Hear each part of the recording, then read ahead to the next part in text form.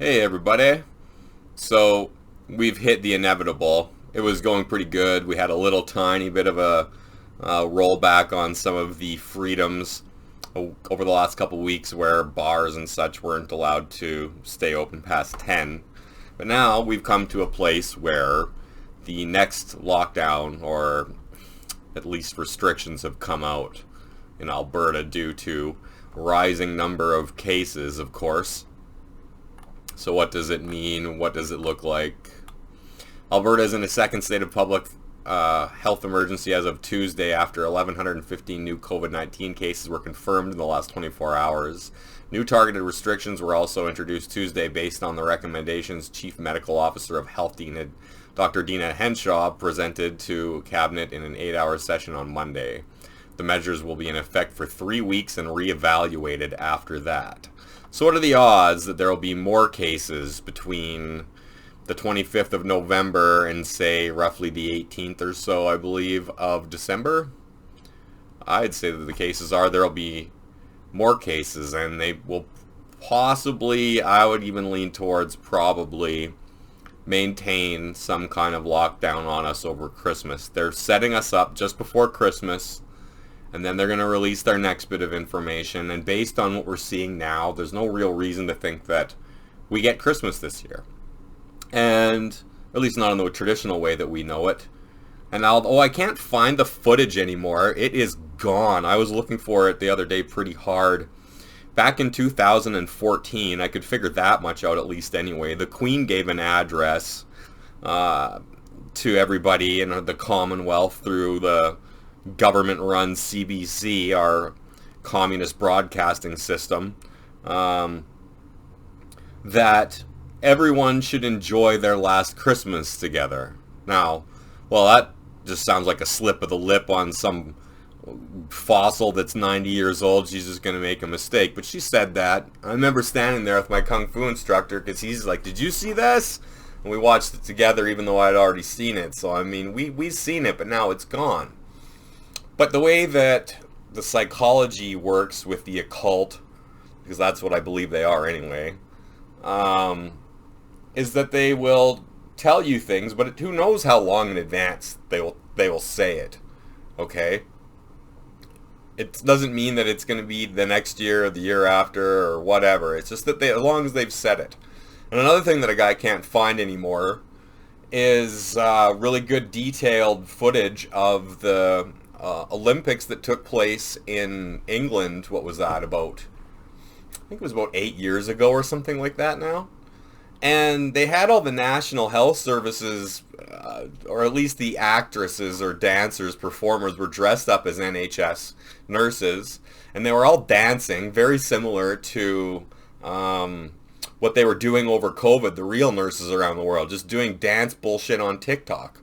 And then there's some guy that gets out of the bed that looks identical to Boris Johnson. So, I mean, if all that is really part of the occult nonsense, they knew that Boris would be the leader before anybody even knew that he was going to be voted for, which is potentially true, actually. It seems unreal, but it's potentially true. And there were all these little viruses running around that looked just like the COVID virus. And there was like a laser show with the lasers drawing out viruses all over the ground. So I mean, this is all planned. Well in advance. It was in our subconscious or whatever the trick is. So at any rate, so here it comes. No Christmas finally. That's what I'm predicting is probably going to happen. And what's the real deal? Depending on who you are and who you listen to, I guess you'll have different thoughts and beliefs on it. But right now, my current belief is what Klaus Schwab has said in his new book, that even though the lockdowns initially produced significantly less CO2, it was still nowhere near enough to reach target goal. And so Christmas time is an extremely busy time of year. People are driving all across the countryside, taking planes, etc., to have the holiday. And now it looks like they'll make it that it'll be so restricted that, they'll easily be able to say when they release the information, which they will, that CO2 is kept down so low that we could benefit from this and perhaps continue the lockdown. So first we're going to be fighting the virus, and then we're going to be fighting ourselves. So it's going to turn into Captain Planet style, like all that Captain Planet propaganda some of us were raised on as kids kind of thing about killing the environment, as if it's even possible. The only thing that makes sense to me is not wasting any more oil, but that has nothing to do with what they're talking about. They're pretending we're killing the planet. So at any rate, that's what I think is going to happen. Everything's going to be shut down again, even after they go back to have their reevaluation. They're just going to keep us hanging on the edge, and it's probably going to get worse, not better. That's my guess. Maybe they'll give us a little bit of breathing room, but of course it's going to be based on cases, and it doesn't matter how low this fucking number is. If there's more cases, they'll fucking hammer you with it. And of course the PCR tests are useless. I mean, they could probably just make up numbers at this point. Anyway, Kenny goes on to say these mandatory measures will place new restrictions on social gatherings, worship services, businesses, schools, and all Albertans, Premier Jason Kenney said, adding the restrictions weren't determined lightly. The funny thing is that we'll get into this as this article goes down, that most of the cases are in Edmonton. I would suggest Calgary next, then perhaps Lethbridge and Red Deer area. And yet, they're going to shut the whole province down. Why? Because that's the only way you're going to get the CO2 narrative to come across. When everybody knows that they've been shut down, locked down, it'll just make sense when they say it, kind of thing. So that'll be coming. I'm certain of that.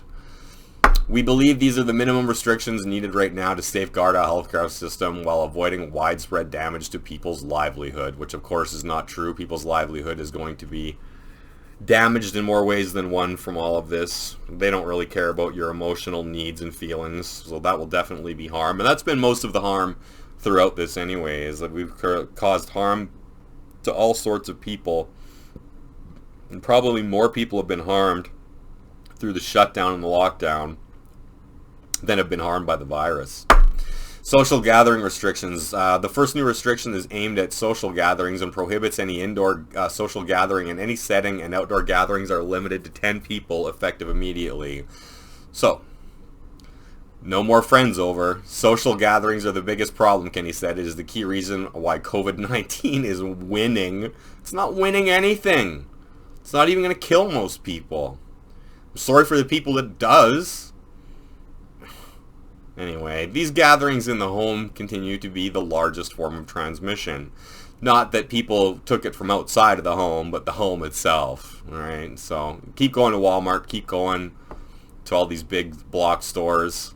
But God forbid you go home and spread it. People who live alone are allowed to have 2 close contacts who they can socialize with as long as you are each other's close contacts. Not close friends.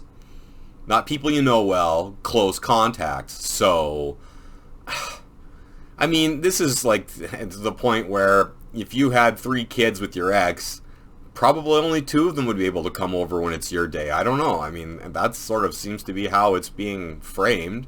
2 people, that's all you can have over. No more than 10 people can be present at wedding and funeral ceremonies as of Tuesday, and receptions are also off limits.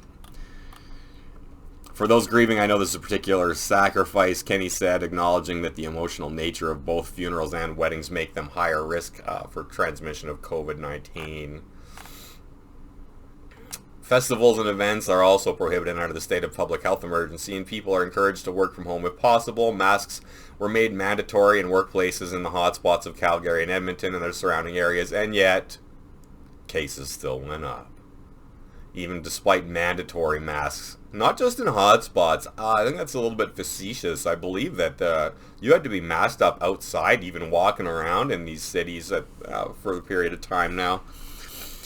Kenny said despite the vast majority of faith communities following the province's public health guidelines, some groups have flagrantly ignored them, leading to outbreaks. So, I don't know how they know all that, and if they knew that, why didn't they just go stop it? Sounds like more nonsense to me. As a result, attendance at places of worship is being capped at 1/3 of a building's fire code capacity, while also requiring masks and physical distancing between households. Don't touch the same door and then touch your face. Don't touch your mask and then touch the the doorknob after for everyone else to touch it and then take home with them. One of the biggest reasons why this is even spreading at all, if it even is this spreading, because why did COVID just die off over the summer and then spike back up when regular flu season spiked up anyway? This super deadly disease actually just went into some form of dormancy before it getting spread all over the place.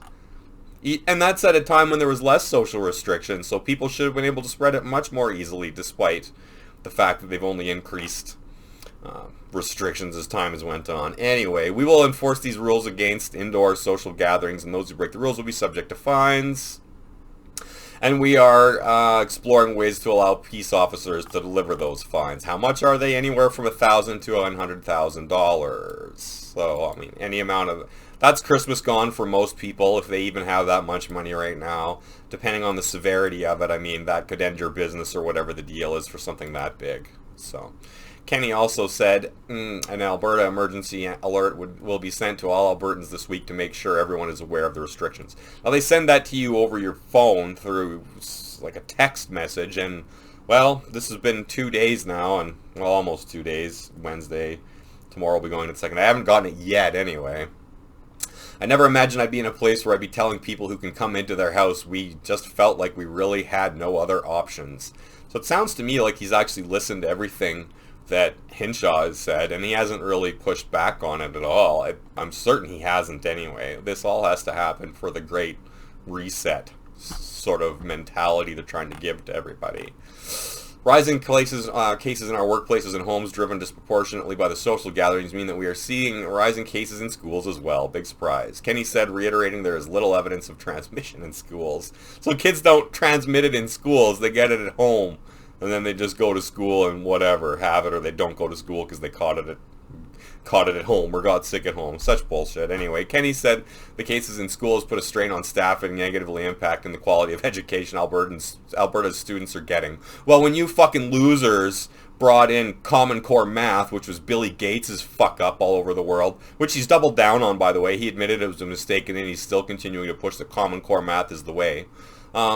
And that leads to something else that they're starting to talk about. You can't involve yourself with your children's homework. They want you to stay away from it. So God knows what else is in there besides Common Core or anything else. So the amount of authoritarian control that's going on is insane, and it's probably only going to get worse. Schools across the province are also moving to online learning until the new year, with grades 7 to 12 starting at home learning as early as November 13th. At home learning as early as November 30th. Kenny said teenagers pose a higher risk of virus transmission, which is why officials are mandating a longer pause from classroom learning for older students. Students in kindergarten, probably not transmitting at school, they're probably transmitting with their friends because they're saying fuck you and they're still going to go hang out and kiss and smoke joints together and shit. Anyway, students in kindergarten and grade 6 and early childhood learning will begin online learning on December 18th until their winter break begins. So they're getting an extra week off at the beginning, and there will be a week off extra at the end. So that's big time shutdown. I think once that's put in place, it'll be even easier for them to just say, oh, everyone just stay home anyway, and let's make sure that grandma makes it through the holidays, even though she won't be able to see you anyway. Keeping younger students in schools for longer offers parents and daycares a break when it comes to caring for young children, so you won't have to bring them to daycare right away if that's what you end up doing, if that is an option for you. Of course, daycares are limited and money is limited, so some people are just going to have to stay at home once again and suffer. All students will be out of the classroom until January 11th, so this decision to extend the winter break is so any students who have been around family during the holidays, which you're not supposed to do, they say don't do it. How can you do it if only 2 people are allowed? Who are you going to do it with? So they're going to hold everybody back until, almost the second week of January. I can almost guarantee with all this information that they're going to make things worse. Our 3 weeks are going to come up, and then we're going to make another crunch for the end where things either won't change or they'll modify it slightly. So we'll see. Diploma exams, blah, blah, blah, who cares? More restrictions are also coming to the hospitality and fitness industries, with restaurants, bars, pubs, and coffee shops now only allowed to seat people from around the same household to a maximum of 6 people. Retail businesses and services may remain open, but will be restricted to 25% of occupancy limits, Kenny said. I bet most people won't even go out. This 25% will hardly mean anything. Be lucky if they get 10% showing up this year. The 10 p.m. limit on liquor service and 11 p.m. closure rules announced earlier this month will remain in place. That's the stuff I was talking about earlier, liquor and bars being closed earlier already, which has hurt people too. I know someone who was getting a little bit of subsidy aside from what their wages they were getting, but once they got over 30 hours a week, they took it away. So now they're going to restrict them even more after they've taken away part of the money that they were giving them. It's going to be a really good Christmas for everyone, I'm sure. All the poor are just going to have a wonderful Christmas. Health Minister Tyler Shando said health inspections will be increased to ensure establishments are following the health measures and those that aren't complying may be fined. Businesses like hair salons, personal wellness services, chiropractors, etc., and hotels can still operate, but on an appointment-only basis, and all patrons and service providers must comply with existing health measures. As of Friday, banquet halls, conference centers, and concert venues will be closed temporarily to any in-person service. Yeah, whatever. Closing. If Alberta's COVID-19 numbers don't improve, the government will look at bringing stricter measures likely in 3 weeks' time. And I don't see these, again, like I say, I don't see these numbers improving. There's going to be more people that are going to get sick. They're going to take these stupid fucking tests. And they're going to be sick with a regular cold or another type of coronavirus, because there's 4 coronaviruses that cycle every year anyway amongst the populace. And so, like I say, I'm leaning towards that they'll just shut us down even more before Christmas. If Kenny apologized for the government's stupid mistake in the spring with its arbitrary distinction between essential and non-essential retail businesses. So now that everyone's been nice and destroyed, he's apologizing, stating that it was an unintended consequence of allowing Walmarts and Costco's to sell darn near everything because they have a grocery section or they sell pharmaceuticals, while shutting down thousands and thousands of retail, small and medium-sized businesses. Your apology means nothing. The damage is done. And you know how court works. Once the gavel falls, it doesn't matter what you say afterwards, bud. We are putting a capacity limit because we have to do some things to limit general social and community transmission, blah, blah, blah. Tuesday's case numbers, which was yesterday, Alberta had 13,349 active cases. Hinshaw said the new case number is lower than recent daily totals, but this dip is due to fewer tests. So if you don't test as much, then you don't have as big of a number. And it's the same outcome no matter what, whether you test the people or not. They'll either be sick or they won't with whatever they're actually even sick with.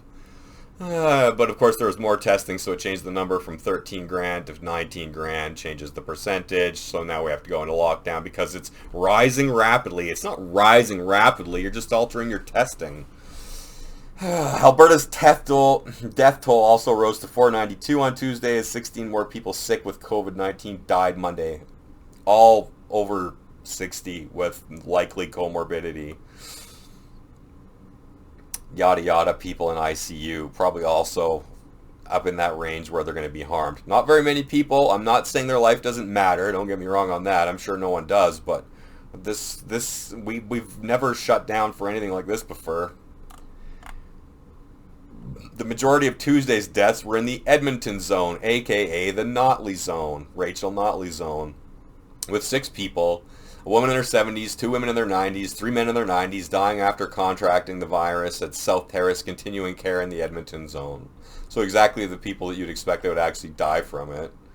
2 men in their 80s in the last 24 hours, one connected to the outbreak at Capital Care in Linwood in Edmonton, and the other linked to Royal Alexandra Hospital outbreak. 2 people linked to the outbreak at the Rosaletta Lodge in the Central Zone also passed away, a man in his 90s and a woman in her 100s.